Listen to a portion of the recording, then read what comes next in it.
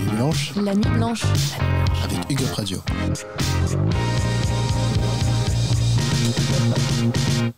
Alors bonsoir à tous, nous sommes toujours ensemble sur Hugo Radio pour cette Nuit Blanche. J'espère que ces prestations vous ont plu. N'hésitez pas à réagir sur nos réseaux sociaux, Facebook et Instagram, Hugo Radio, et à bien sûr partager ce direct pour que nous soyons encore plus nombreux. Il est actuellement 21h02 et cette émission est consacrée aux difficultés de la création contemporaine. Et nous recevons deux invités. Quentin Fromont, bonjour. Bonjour. Vous êtes étudiant à l'École des Arts Déco de Paris et artiste plasticien. Oui, tout à fait. Et Sharon Alfassi, bonjour. Bonjour. Vous êtes également artiste plasticienne. Alors en premier lieu, nous allons nous intéresser à votre parcours. Je vous laisse vous présenter votre travail ainsi que nous parler de vos inspirations artistiques. On commence par... Ok, je vais commencer. Allez-y. Je m'appelle Sharon, du coup, j'ai 28 ans. Et moi, j'ai grandi en région parisienne. J'ai d'abord fait un bac littéraire, option art plastique. Et à l'époque, j'imaginais pas que je pouvais moi-même faire de l'art. Enfin, j'avais l'impression que c'était une matière qu'on étudiait, mais que c'était pas pour moi. Et après ça, j'ai fait une prépa littéraire. Et là, je me suis dit, mais moi, je veux pas étudier les œuvres, je veux en faire. Et ça m'a motivée pour rentrer en école d'art, donc à la Villa Arson, à Nice. J'ai fait un décroché un moment aux Beaux-Arts de Paris et je suis revenue à Nice. Et par la suite, moi, j'ai intégré l'école d'affaires publiques de Sciences Po Paris parce que j'avais besoin d'articuler en fait mon métier d'artiste et comprendre en fait quels allaient être mes interlocuteurs et interlocutrices dans le maillage culturel au sens large.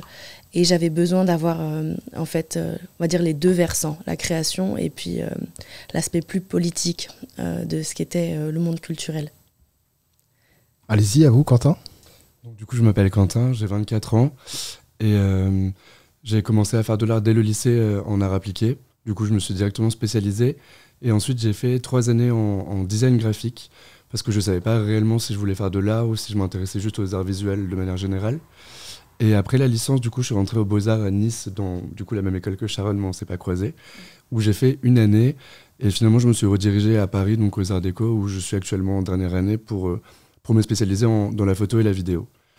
Et du coup, aujourd'hui, je me sens vraiment bien dans l'art et dans ma production artistique, mais je commence aussi à m'intéresser à la curation et au commissariat d'exposition, justement pour avoir un peu aussi l'autre versant de la production et du coup rencontrer des artistes et pouvoir montrer leur travail et aussi créer des liens entre les différentes pratiques. Et avez-vous des inspirations artistiques Moi, j'ai envie de te répondre que à peu près tout peut être matière à t'inspirer. Moi, je suis hyper inspirée par la matière en tant que telle et le moment de bascule, en fait, où la matière devient érotique, devient sensuelle. Et moi, je travaille beaucoup la céramique. Donc, avant d'avoir un objet inerte en céramique, il y a toujours la rencontre avec l'argile, qui est une rencontre hyper sensuelle avec la main. Du coup, j'ai pas un sujet précis, mais c'est vrai que dans mon travail, j'incorpore beaucoup d'éléments mythologiques, bibliques, que je réécris, et je parle souvent de mythologie à la fois personnelle, mais aussi générationnelle, qui font écho aussi à d'autres personnes et pas qu'à moi. Et vous ? Et moi, je suis pas mal inspiré par la littérature, généralement, et aussi beaucoup par des expériences de vie assez simples ou juste des rencontres, ce que je tisse avec des personnes autour de moi, mes relations, voilà, ce genre de choses. Mais du coup, vu que je fais de la photo et de la vidéo, je suis plus dans une captation de la réalité ou alors toujours à la recherche d'images sur des banques d'images, un peu de toutes sortes d'images. Ça va du pornographique à juste des screens, voilà. Et quel est le message que vous voulez faire passer à travers votre art ? Je ne sais pas s'il y a un message. Moi, mon projet en tant qu'artiste, mon projet de vie, c'est d'insuffler du sensible et de proposer des émotions. J'ai envie que les gens se sentent émus, heureux, en colère, enfin bref, provoquer quelque chose. J'ai pas un seul message, sinon je ferais une campagne publicitaire ou sinon je m'engagerais directement dans une association. Et pour moi, mon travail en tant qu'artiste, c'est proposer gratuitement de la beauté et du sensible, en fait. C'est ça mon message. Oui, je suis d'accord aussi. Enfin, c'est essayer de proposer quelque chose de sensible et de juste toucher des personnes qui le seront face à ce qu'on produit. Alors Quentin, pour rester sur vous, le 5 et le 6 novembre, vous présentez votre exposition au Dragono dans le 12e arrondissement. Pouvez-vous nous en parler ? Oui, tout à fait. C'est un projet qu'on a lancé avec Louise Desplaces, donc qui curate avec moi l'exposition. Et du coup, on a contacté une quinzaine d'artistes. Donc ça va de l'illustration à la sculpture, à la photo, et il y aura aussi des performances et des lectures. Et le titre, c'est « Et Yel vécurent heureux », donc en écriture inclusive. Et ça va parler d'union, de mariage, du corps, ce genre de problématiques. Aurélie Massa sera présente aussi, elle vient de nous en parler dans l'émission juste avant. Et en parlant du 12e arrondissement, justement, est-ce que vous connaissez tous les temps forts de cette soirée de la Nuit Blanche ? Parce que je suis là pour vous les rappeler. Si vous les souhaitez, la Nuit Blanche, ce n'est pas que dans le 12e arrondissement, c'est également dans plein d'autres endroits à travers Paris. La Nuit Blanche, c'est une soirée qui regroupe plus de 200 événements différents à travers la capitale, donc. Et j'ai fait une petite sélection pour motiver certaines personnes qui nous écouteraient peut-être depuis d'autres arrondissements à sortir de chez eux et aller dans les rues de Paris pour voir les différentes installations et autres manifestations. Tout d'abord, à l'église Saint-Eustache, située dans le 1er arrondissement, vous pourrez être plongé dans une ambiance sonore et visuelle créée par les chants de baleines, de la musique, des hologrammes et des projections jusqu'à 2h du matin. L'artiste Patricia de Solages propose et invite par la musique de l'orgue, le violoncelle et la voix à un voyage intérieur avec cette œuvre intitulée Keep It Wild. Au centre Wallonie-Bruxelles, situé dans le 4e arrondissement, Marcin Dudek propose The Group jusqu'à 20h30. C'était jusqu'à 20h30, oui, donc il y a 30 minutes, ça c'est terminé, mais c'est une œuvre monumentale. Une veste, en fait, qui se compose de centaines de blousons qui ont été exportés de l'Europe de l'Ouest en Pologne après la chute du régime communiste. Ces vestes symbolisent une foule de corps qui agissent comme un seul. À la Cité de la Musique, dans le 19e, vous pourrez assister jusqu'à 2h du matin à un seul en scène. Plongé dans l'obscurité, un squelette de lumière se ferait un chemin dans une gigantesque toile d'araignée dont chaque fil, tendu dans l'espace et s'illuminant à l'envi, semble être une corde prête à vibrer et à résonner. Si vous avez envie de danser, cet événement est fait pour vous. Rendez-vous à la piscine Georges Valéry, où la DJ Barbara Butch invite les Parisiens à la Swimming Pool Party, avec la participation de l'équipe de France de natation artistique, en maillot de bain dans la piscine ou habillés dans les gradins, ambiance garantie. Enfin, jusqu'à minuit, les participants du track dance vont terminer leur parcours commencé à 14h aujourd'hui à la Porte Dorée. Alors un track dance, c'est quoi, me direz-vous ? C'est une marche festive et inclusive. À l'occasion de la Nuit Blanche 2021, Robin Descourcy a invité des sportifs curieux à prendre part à un track dance sur une voie du JR75 entre Vincennes et Bercy. Cette 20e édition de la Nuit Blanche se termine à 2h. Afin de respecter les horaires du métro, seules les projections de la Philharmonie se terminent à 5h du matin pour la Nuit de la Percussion dans la grande salle Pierre Boulez et au studio. Et vous, Sharon Alfassi, vous allez faire quoi ce soir à l'occasion de la Nuit Blanche ? Je pense que je vais déambuler dans Paris et au petit bonheur la chance, j'espère tomber sur des expériences artistiques intéressantes. Et vous, Quentin Fromont ? Vous avez une idée ? Je vais essayer de faire pareil, de peut-être braver la pluie. Ça marche. Alors maintenant que nous nous connaissons un peu mieux, on va parler du métier d'artiste contemporain. Pour la plupart des artistes, il est compliqué d'exercer cette profession sans son lot de difficultés. C'est pourquoi nous vous avons invité, vous qui êtes de jeunes artistes contemporains. Votre témoignage est très important pour nos auditeurs. Alors, quelles sont les grandes difficultés de ce métier ? Artiste plasticien, ça n'existe pas. Au registre de l'URSSAF, on est artiste-auteur, au même titre que les chorégraphes, les photographes, les cinéastes. On produit des œuvres, en fait. Donc, en fait, on est aussi amalgamé avec les bouchers et les taxis. Bref, bon, ça, c'est encore différent à l'URSSAF. Mais ce que je veux dire, en fait, déjà, il y a plusieurs segments. Je pense que le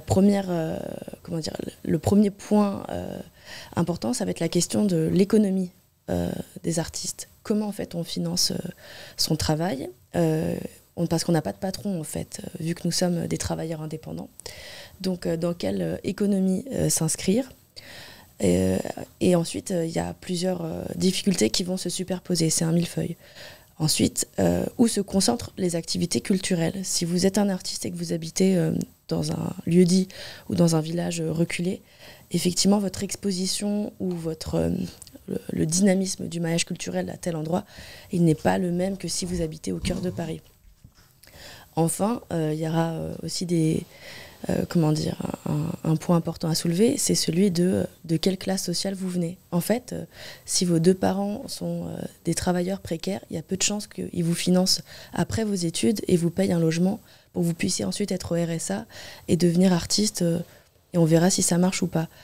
En fait, il y a plusieurs points à soulever, aussi, le grand impensé qui commence à être soulevé, c'est la représentation ou l'absence des femmes, des minorités de genre, des personnes intersexes, transgenres, et puis aussi des minorités ethniques.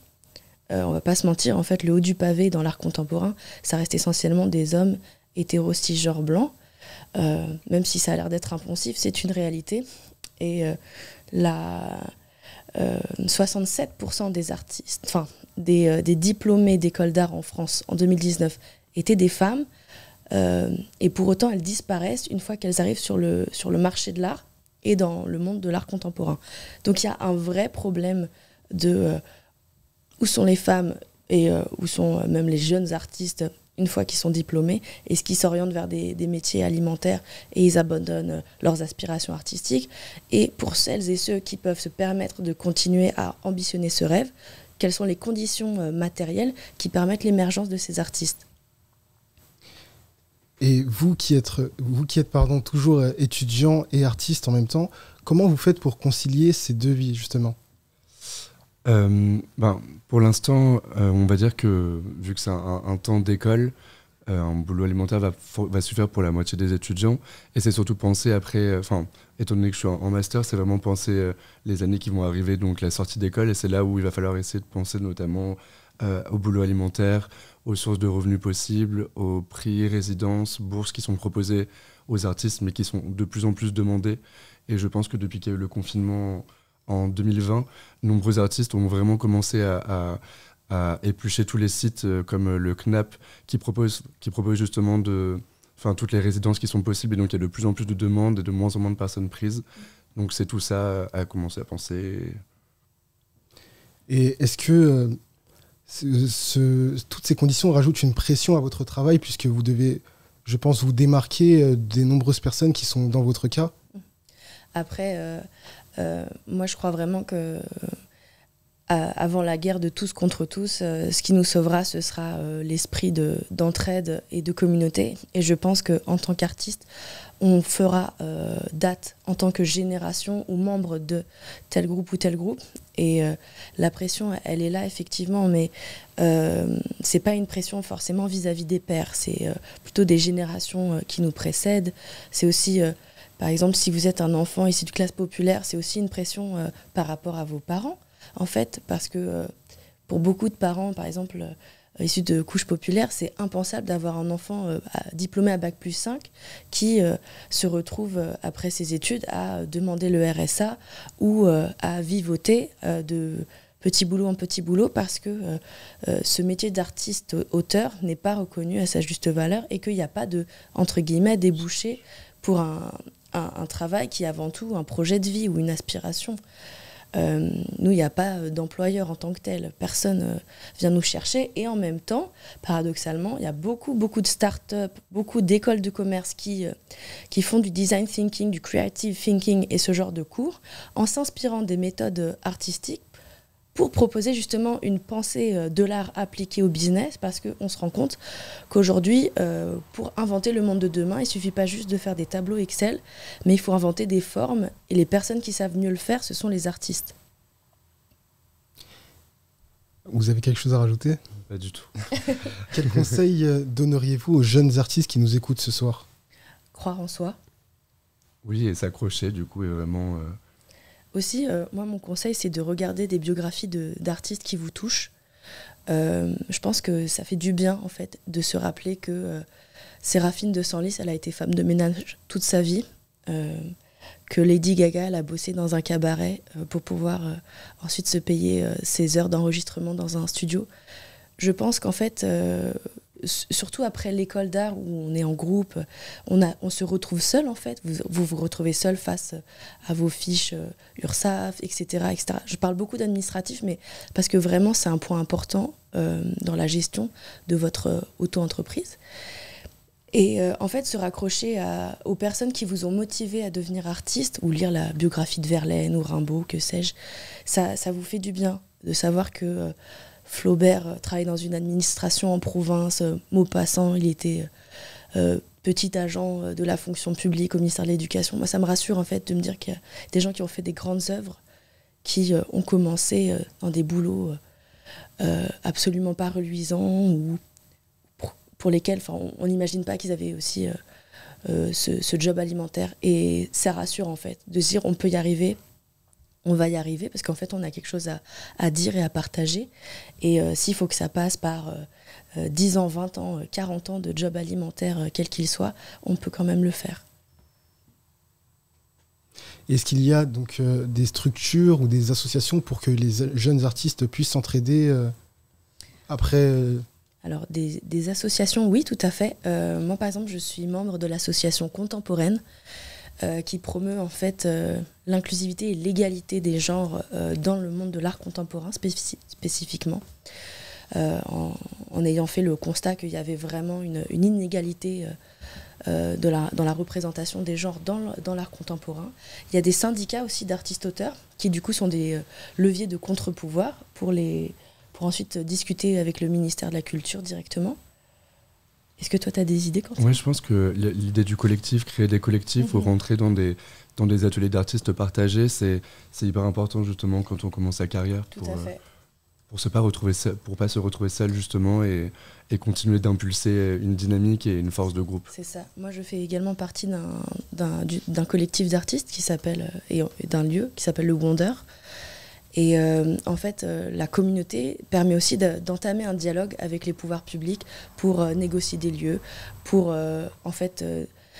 juste exister.